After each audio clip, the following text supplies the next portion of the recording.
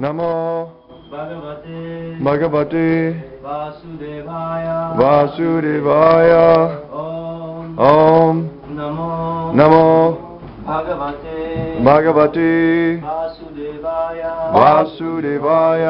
Om Namo Bhagavate Vasudevaya Om Namo Bhagavate Vasudevaya Om Namo Bhagavate Vasudevaya Om Namo Bhagavate Vasudevaya Om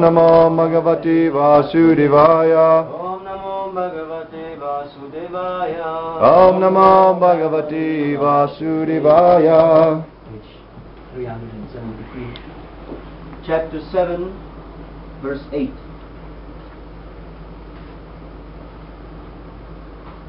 Chapter 7, verse 8.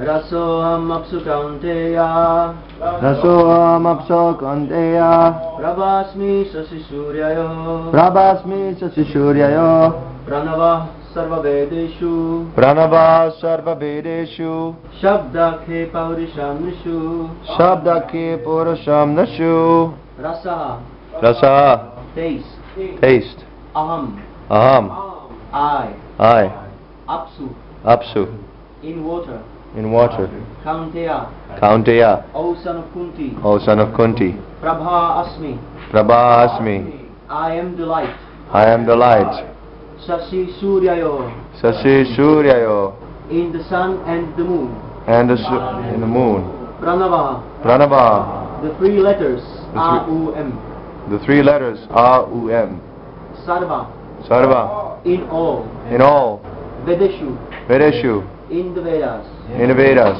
Shabda Shabda sound vibration sound vibration He K in the ether in the ether Paurusham Paurusham ability ability Nrishu Nishu in man.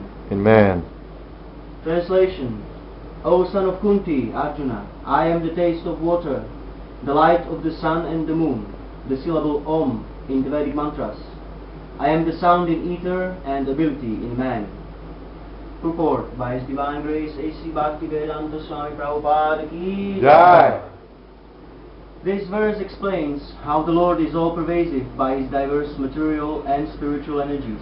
The Supreme Lord can be preliminarily perceived by His different energies, and in this way He is realized impersonally.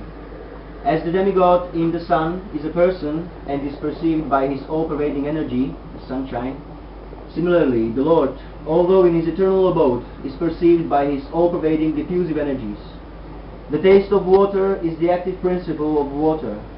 No one likes to drink seawater because the pure taste of water is mixed with salt. Attraction for water depends on the purity of the taste, and this pure taste is one of the energies of the Lord.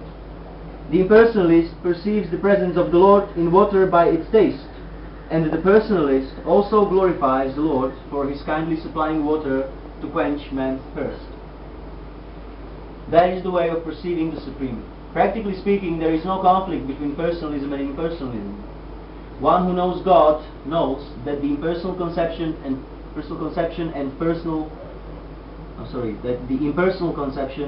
personal conception are simultaneously present in everything, and that there is no contradiction.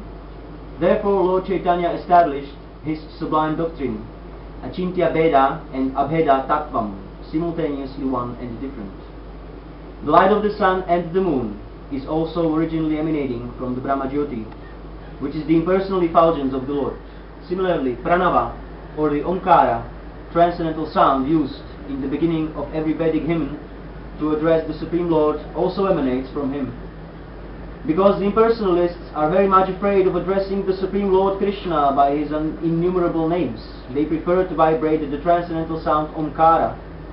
But they do not realize that Omkara is the sound representation of Krishna. The jurisdiction of Krishna consciousness extends everywhere, and one who knows Krishna consciousness is blessed. Those who do not know Krishna are in illusion, and so knowledge of Krishna is liberation, and ignorance of Him is bondage. Om Gyanaatimirandasya Gyananjana Shalakaya Chakshurumilitam Yena Tasmai Shri Gurave Namaha. I was born in the darkest ignorance, and my spiritual master kindly opened my darkened eyes with the blazing torchlight of knowledge. I offer him my humble obeisances. So today we have a festival. It's called Gundicha Marjana.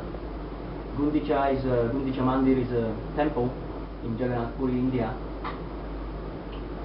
And Gundicha Marjana is an event when Lord Chaitanya, who is mentioned also in this purport, is Krishna himself, went to the temple with his devotees and associates to cleanse the temple very nicely of all the dust, all the straw, and simply make it very beautiful and shiny.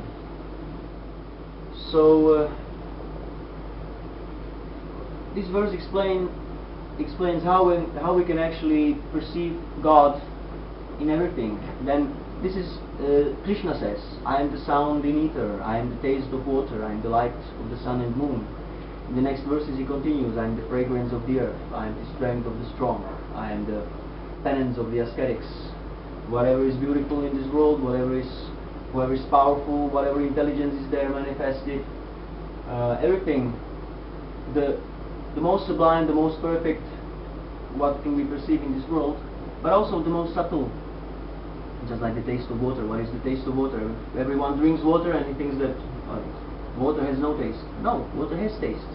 Very nice taste. If you drink pure, clear, clean water, you're thirsty and you drink that water, you can feel the taste. Your thirst is satisfied. So Krishna says that I am. This is, as Srila Prabhupada explains, the preliminary stage of perceiving God, understanding God.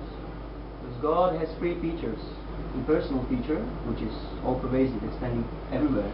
Every single atom is pervaded by Lord's energy. Then there is localized feature, which is his expansion. It's called Paramatma, which is situated in the heart of every living entity, in every atom, in the universe itself, everywhere.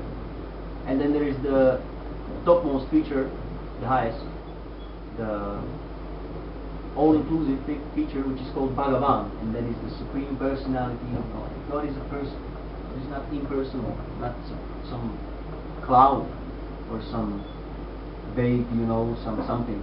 It's a person, just like we. But the difference is that we are very small and He is unlimited. So He gives us a hint. People often ask, "Oh, you show me God. I want to see God," or "Where is God? There is no God. I don't see. I don't feel. So how should I?" They don't know how to actually perceive His presence. Just like I saw one experiment. It was an experiment with attention. So it was set up in a way that there was audience, many people in the audience. Then there was a stage, and like 12 dancers came on the stage, like the freaking costumes and everything, and started to do the show. Very nice, all these moves and everything.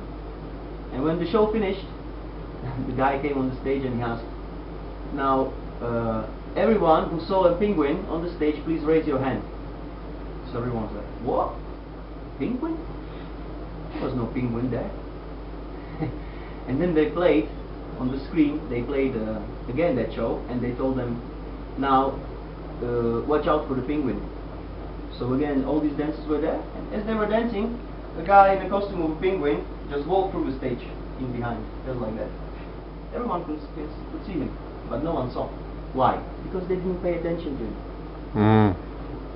Everyone was focused on these dancers, these moves, these whatever was going on there, and the penguin simply walked through the stage in behind. No one saw him. No one raised his hand. "I saw the penguin." Everyone was like, "What?" And when they told him there was a penguin there, "Now you watch out," then everyone was, "Oh my God, a penguin." So this is something similar. If you don't want to see God, if you're like an owl, owls are night birds, O-W-L, an owl. It's a night bird. It goes out at night, sits on the branch, and goes like, there is no sun, and in the morning, it hides in the tree. Don't want to see, sleeps. It's sleeps in darkness, and at night again goes out and doing like this. So if we don't want to see God, we will never see God. It's very simple. And if we want to see God, if we want to feel God, if we want to re-establish, not establish, re-establish, because that relationship is there already, but we have forgotten. It's covered, not lost. It's covered. It's covered with dust, with straw, with some rubbish. What is that rubbish? That rubbish is our envy, dirt in the heart. What does it mean? God. What is God? God means the enjoyer, the proprietor, the creator, the active principle, the doer. So what is the dirt?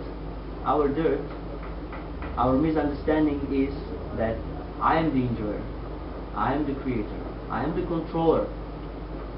Even maybe you have heard such foolish theories are going on that I create the universe in my mind. And faced with so many, these ideas. You have a nice picture of some galaxy floating, in the unlimited space, and your consciousness is whatever is there. It's your consciousness, and you create the universe, and this and that. How would you smash this? What would you say to such a person? Then who created you? Yeah, he would say that I created myself because I'm aware of myself. But I would say, listen man, we didn't meet each other so far, but I know I have existed. I was not in your consciousness. You never knew me, but I was there. So it's nonsense. Everyone exists independently of your consciousness. Yes, but anyway, so many garbage philosophies sprung up like mushrooms after rain. So this is our envy. I am the creator, I am the controller, this is the dust on the mirror of our consciousness. Everyone can perceive his own existence, that I exist. You know you exist, everyone knows that he exists. He can feel his presence. So that is the consciousness, that is like a basic level of consciousness, the being itself. But do we know actually what we are? The consciousness is compared to a mirror, and that mirror is covered by dust, by dirt, by this envy, by this identification with this matter. Soul is not matter. The soul is in the body. Body is material. The soul leaves the body is useless. We are not this body. The body is something different, and the soul is you. You are the soul. You are the consciousness. The consciousness is the symptom of your being actually existing. So that mirror is covered by all this garbage, and the process of self-realization, just like we are doing here, this is not a joke, some party, some carnival.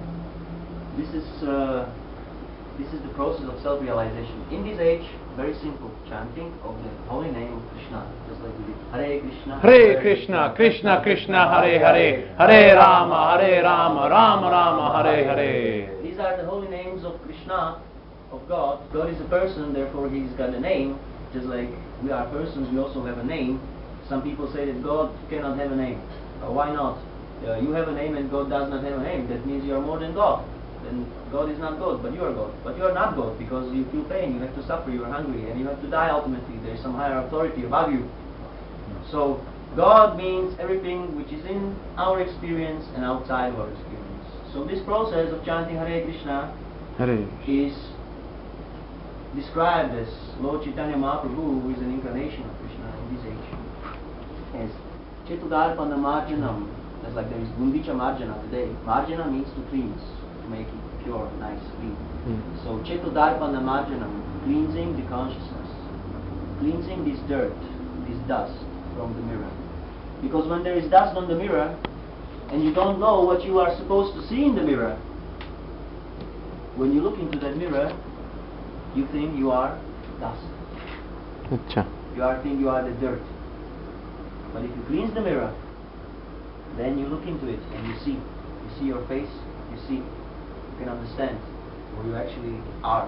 It's an analogy. Of course, when we look in the mirror now, what we can see? Well, we see again this garbage, you know, this face, ever-changing face. So, and what does it mean, this self-realization?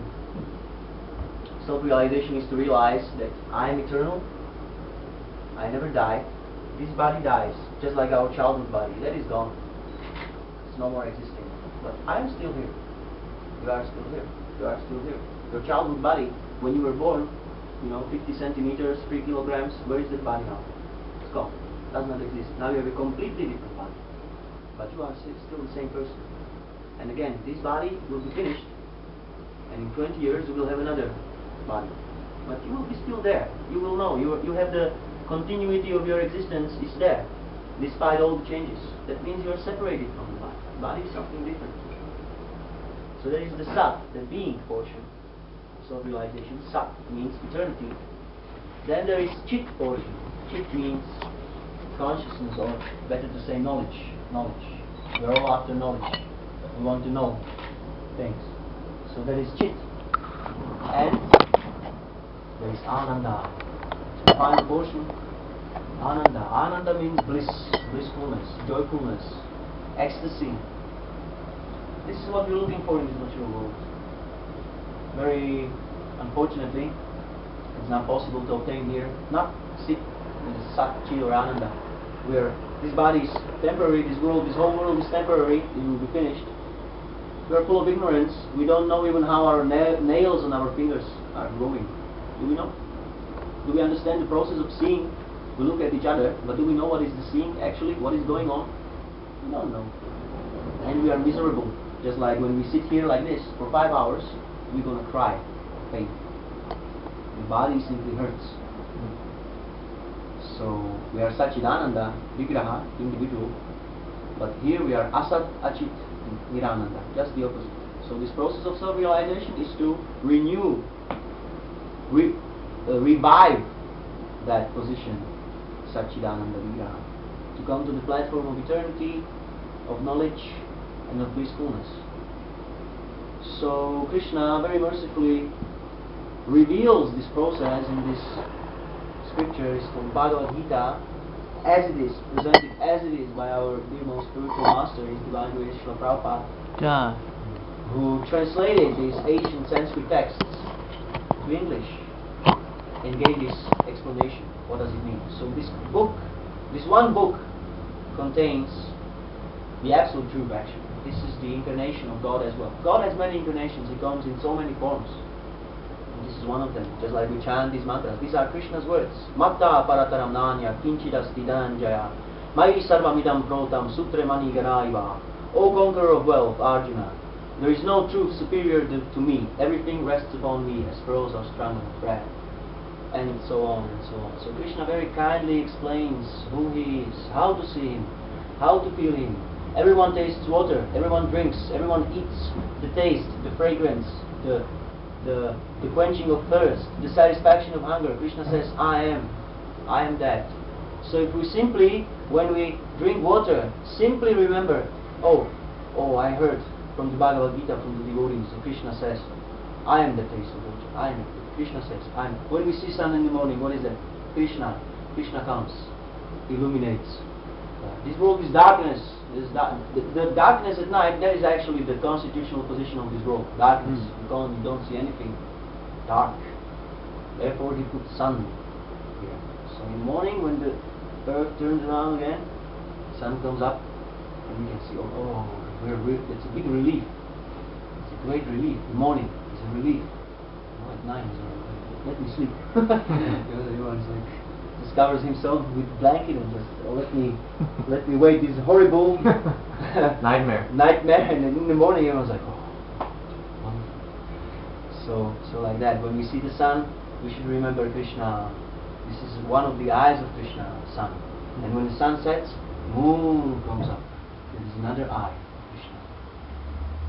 So Krishna tells us, do you see the penguin? That is actually what he's saying. Because we are like, we're watching the dance, the play. You know, everyone is playing around, dancing, you know, making jokes. This, that, let me build a big building, let me do this, earn money, let me, I don't know what, So many engagements people have. But they have to die ultimately. It's just a game, it's just a show. It lasts for 5 minutes and then it's finished. So everyone is very much captivated by this little dance. And Krishna is simply walking behind and no one sees him. Because no one knows what to look at. So here Krishna very nicely explains, I am the taste of water, I am the fragrance of the earth, I am the... Just see how Krishna says, I am the intelligence of the intelligent. Just see what kind of scientist Krishna is. You take one seed, one little insignificant seed, you put it in the ground, waters it, then the sun shines on it, then plant starts to grow, and then at the end of the plant, a flower comes up. What is the flower? Flower means that it's a little machine, that seed is a little machine, and it extracts the fragrance from the earth. That is one machine. And then you have another seed. You put it in the same ground, you pour it the same water on it, the same sun shines on it, but it has a different fragrance. So what kind of scientist Krishna is? Where is that scientist? Where is that machine that you put dry grass in it and milk comes out? Just like the cow. See the cow. It eats dry grass and milk comes out. Where is the machine? Where is the science? Krishna says, I am the intelligence of the intelligent. Whatever intelligent people manufacture, very nice Sputnik or Apollo or whatever, they flying in the atmosphere and thinking themselves very advanced. Krishna creates millions of planets, millions of suns, millions of moons, millions of solar systems, millions of universes which come out just like small seeds from the pores of his skin when he exhales. One exhale, universes come out, and then he inhales and everything comes back. Creation and annihilation. Just like we sleep, going like... So for Krishna this is... For us this is the whole creation going on, and he's simply, just chilling out in the water, in the cordial ocean. So this is Krishna. We cannot understand. But to some portion we can understand, and whatever we can understand, Krishna is presenting in this wonderful book. So we should try to study. We should try to focus. Krishna tells us what to focus on, so we can see and gradually develop this whatever little knowledge we can have about Krishna. But we cannot develop that knowledge academically, just by studying, just by reading. We have to serve Krishna, because Krishna is God and everyone else is his servant. So the process of self-realization is inquiry. What is God? Who I am? What is this world? What is this all about? This is the question. The answer will come, but there is one condition, one little condition. We have to serve Krishna. Bhaktya mam abhijanati, Krishna says. I can only be known by devotional service. What is the devotional service? Shravanam, Kirtanam, Vishnu Smaranam, Parasevanam, etc. 9 processes. Out of them, the first 3 are very essential. All of them are on the same platform, but the most easy what we can execute is Shravanam, hearing about Krishna, just like we're doing now. Chanting about Krishna, just like we did, chanting Hare Krishna. Hare Krishna. And now also I am chanting, you are hearing. We are together, we are serving Krishna. And then when you go home, you can remember, oh, what I have heard today, what was that? Yeah, it makes sense or does not make sense. You can contemplate. Oh, they say Krishna says that he is the taste of water. I drink water, I remember Krishna. I see the sun, oh, here is Krishna. I see a nice dark blue cloud just before the storm comes.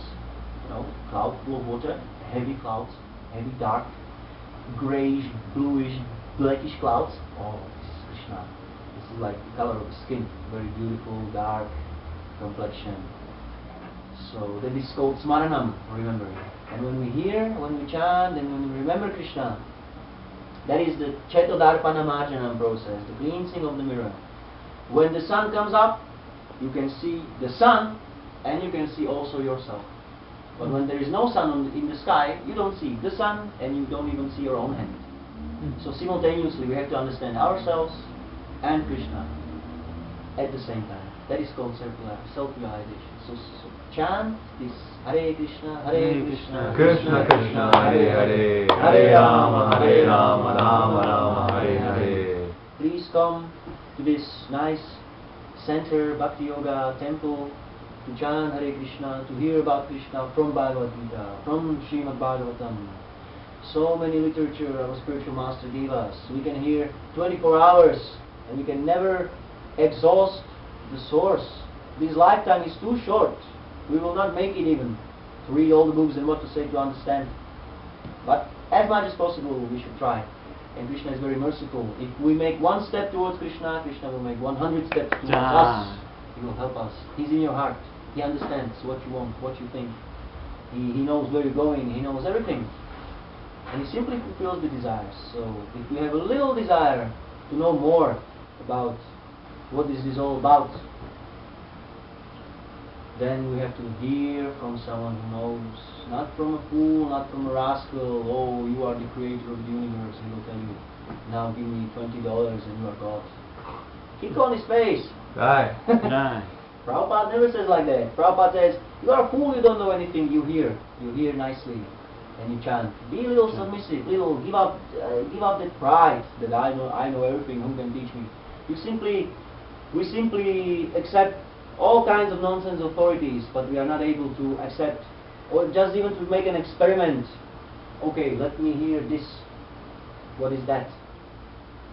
So just, this is science, this is scientific approach. What is science? What is the scientific method? Experiment and observation. So we say that this is the process of how to become happy unconditionally from within the heart, because this Bhakti Yoga process means to connect with the Absolute Truth, with Krishna, the Supreme Personality of Godhead, the reservoir of all pleasure. So we can believe or not believe, but how will you find out if it's true or not? Make an experiment. The experiment is very easy, just like we're doing now. I won't talk for much longer, but this is the process. Chanting, dancing, taking wonderful prasadam, which is just about to come. Right. Hearing this very nice philosophy from the authorized source, authorized by the disciplic succession of self-realized spiritual masters, rendering little service to Krishna, to the devotees in the temple, and like that. And just as the heart becomes slowly cleansed from the dust, we will realize slowly who I am, who is Krishna, what is my relationship with Krishna. And I don't belong into this world of ashasvatam dukkhalayam, miserable world and temporary world. I belong to the eternal world full of blissfulness and knowledge, the spiritual world, back home, back to Godhead. All glories to Srila Prabhupada. Jai! Prabhupada ki jai. Namo Vishnu Padaya Krishna Vishnu Padaya Shri Bhakti Milos From Europe Namo Varte Dharavada Deva Gaurvani Vishnu Vishnu Shubhavani. Are there any questions? Is there a machine that could make grass into milk? No. Cow is that machine, made by Krishna, not made in China or in Taiwan. Yeah. Made by Krishna. Oh no. I was just wondering, maybe they. That body is the machine. And it's just like body of a flower. Just our body is also a machine. But whenever we eat, unfortunately, only stool comes out. But cow has a little bit nicer machine. So. But every machine has its use.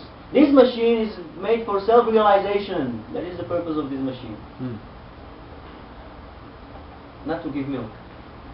But mother gives milk to the child. But the topmost importance of human form of body is to realize itself. That is the purpose of this machine. Just like the car, the purpose of the car is to move you from one place to another quicker than if you would walk. So when you know how to drive the car, you can get there nicely. If you don't know how to drive the car, you will smash your face into some tree and die. So we have to know how to utilize these machines properly. Any other questions? Yeah. Yes, Prabhu? How do you know if we're ready to take up this process? If we're ready. Yeah. How do you know that we're ready? Yeah. I hope it will be a good analogy, but as I said, the first thing is little interest. Little interest. We may be ready or may not be ready. Devotees have many experiences of people coming, actually not being ready and then not continuing this process. And those who come and are ready, they're going on. But they have to come. So this is the first step. Come and try to see. Try to hear. And if you take up the process step by step, not immediately, you know, it's not about that. You jump on your head. Like, you don't know how deep is the water. You can't see very clearly. You don't know what is there. So if you jump on your head, you can break your neck. That is not a very good idea. You have to go like this, you know. Check out. So slowly, step by step. But this is this scientific method, as I said. You know, you experiment and you observe. So Srila Prabhupada gives this example that to be ready means to advance, to make advancement. Just like when you make a step forward, you move forward. You make another step, you're a little bit more forward. So you're making these steps and you advance. And then Srila Prabhupada gives a very nice comparison. He says, analogy that actually you don't have to ask anyone if you're advanced or not. It's just like when you're hungry and you take some food and you feel the satisfaction in your body that your hunger is getting satisfied. So that is the proof for you. That is what you cannot actually explain to anyone. Neither anyone can see it or make you doubt about it. If I eat something nice and I know that I'm satisfied, no one can come and tell me you're hungry. He can say whatever he wants, but I know that I'm not hungry. So this would be my answer to that question. How do we know that we're ready? We know that we're ready by increasing the interest and feeling, making the experiment with attention. Like now, I'm trying to do something more in my life, not just eat, sleep, dance, and die. I want something more from this life. So okay, I heard these people say that this is something. Let me try. I decided to try. I'm trying to do my best, and I observe the result. If I feel the satisfaction, I know that I can go on. That would be my answer to the question. Is there any other question? My friend, you are here for the first time? No, I used to in the other center. Oh, in the other center. Yeah, Okay. yeah. So do you have anything, some doubt or whatever? Not for today. Okay. Yeah. Good. Yeah. That's all. Oh my gosh. Yeah. Thank you. All glory is to Srila Prabhupada. Oh, glory to Srila Prabhupada. Namo Sabadaya